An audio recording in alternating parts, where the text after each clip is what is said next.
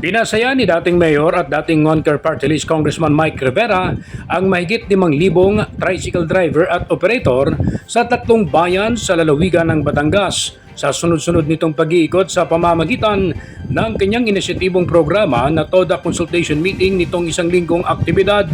Unang tinungo ni Mike Rivera ang bayan ng San Juan na may mahigit 2,000 katao ang nakilahok, kasunod ang bayan ng Rosario na dinagsa rin ng mahigit 2,000 nakiisa.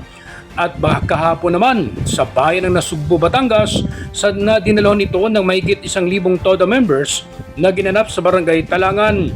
Layunin ng inisyatibong programa ng TODA Consultation Meeting ni Mike Rivera na marinig ang bawat pangangailangan at hinaing na pangmatagalang solusyon sa kanilang inaharap na problema, na magkakaroon sila ng kasangga sa araw-araw nilang biyahe na meron silang inaasang tulong mula sa pamahalaan. Kasabay rin nito na nailatag ni Mike Rivera ang kanyang intensyon kung bakit siya sasabak sa 2025 gubernatorial race, dahil gusto nitong baguhin o aayusin ang sistema ng pamumuno sa buong probinsya na lahat pantay-pantay na matugunan ang bawat panawagan ng kanyang mga kababayan. Muling iginiit ni Mike Rivera na aayusin niya ang health system sa buong probinsya, kabilang din ang edukasyon, turismo, pagkakaroon ng sustainabling pangkabuhayan sa mga mahihirap na Batanggenyo at iba pang mga prioridad na higit na mapapakinabangan ng kanyang mga kababayan.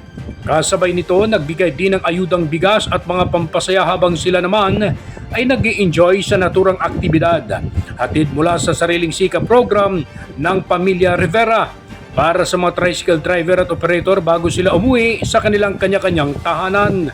Full support naman na dumalo sa naturang aktibidad sina Mayor Celsa Braga Rivera, Vice Mayor Mico Rivera na laging nakaalalay sa dating mambabatas, mga LGU officials, mga barangay kapitan at iba pang mga leaders na nakibahagi sa naturang programa. Tuloy-tuloy rin ang naumarangkada sa buong probinsya ang libreng lugaw ni Mike Rivera na dinumog at binusog nito ang mga TODA members, pati ang mga gustong tumikim sa naturang lugaw ay busog-lusog ang kanilang tiyan.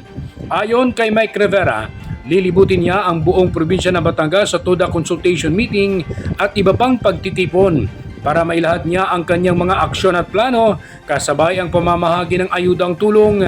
Umuwi ang bawat isang Batanggenyo, bit-bit nito ang pag-asa at ngiti sa kanilang labi na ngayon pa lang ramdam na ang kalingang tatak Garciano.